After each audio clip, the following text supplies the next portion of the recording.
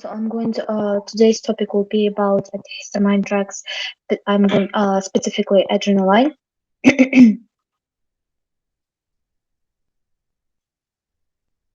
So you may see in the scheme the non-drug causes and the drug causes of the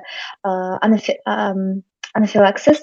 The release of cell mediators during anaphylaxis, it may lead to end organ responses in the skin, respiratory, cardiovascular, gastrointestinal, and central nervous systems.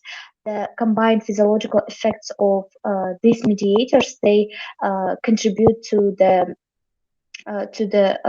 those effects, and which involves smooth muscle contraction leading to abdominal cramps, vasodilation, dilatation leading to hypertension and reduced level of consciousness, increased capillary permeability leading to laryngeal oedema, and lastly, activation of vagal pathways leading to neurocardiogenic syncope. The rapidity of onset of these symptoms and their presentation, they differ between each other, and it depends on the causal agent. Um, Allergens such as intravenous drugs or insect stings, they more commonly result in circulatory collapse and shock. Ingested allergens in food, while ingested allergens in food-related anaphylaxis, they are more likely to produce symptoms of upper airway obstruction or respiratory compromise and shock. But those symptoms, they are like less common unless the patient stands up in um, so these factors, those symptoms, they should be taken into consideration in the absorption period of the patient, and they can occur with sufficient frequency, and for a period time of 24 hours, and furthermore. Moreover, fatal reactions, they are more likely to occur in individuals with asthma, and this this factor, it should be recognized in both factors such as food-related anaphylaxis and reactions to insect stings. So adrenaline, it's antihistamine drug which is used to treat several allergic reactions to bug bites, foods, medicines, and other types of allergens, which lead to anaphylaxis. Uh, Adrenaline is a non-selective adrenergic agonist with potent B1 and moderate A1 and B2 receptor activity. Um, Increased myocardial force of contraction, which is in other words positive inotrope, and heart rate, they occur as a result of B1 receptor stimulation. Systematic vascular resistance, it would be increased overall due to the stimulation of alpha 1 receptors, which in a whole results in peripheral vasoconstrictions. And this peripheral vasoconstriction, it counters the vasodilation due to the B2 receptor activation. This That's why the B1 receptor stimulation, and that's how B1 receptor stimulation and B2 receptor stimulations, they differ between each other.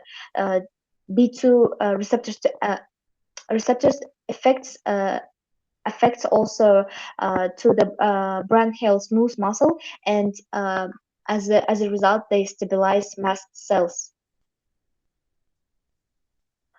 And adrenaline, adrenaline, it acts through adrenaline receptors. Adrenaline receptors, they have both excitatory and the inhibitory physiological effects. The physiological benefits of adrenaline in anaphylaxis, it's due to the increase in peripheral vascular resistance, which is caused by vasoconstriction. As a result, there is an improvement in blood pressure, and reduction in oedema. Coronary perfusion, it would be increased as blood pressure uh, increases too. Also, inappropriate administration of adrenaline, for example, by the intravenous route or with too high dose, which leads to the overdose of the adrenaline, it can result in coronary artery vasoconstrictions and increase of the myocardial oxygen consumption. And to conclude, it counteracts the airway smooth muscle contraction and airway narrowing seen, which occurs in the anaphylaxis. There are various ways of administration of adrenaline for first-time responders. Intramuscular injection into the anterolateral thigh muscle is the preferred method of delivery out of all types of routes of administration, and the average time to maximal plasma adrenaline concentration by intramuscular injection is approximately 10 minutes, compared to 35 minutes via subcutaneous injection. Additionally, the intramuscular method, it's resulted in the greater average maximum concentration, and it's more like preferred one. About the dose considerations, in order to avoid any kinds of overdoses, in adults, the recommended amount of adrenaline is approximately 0.5 milligrams, which should be given by intramuscularly. Adrenaline injectors, they give adults and both adults and children 0.3 milligrams of adrenaline correspondingly.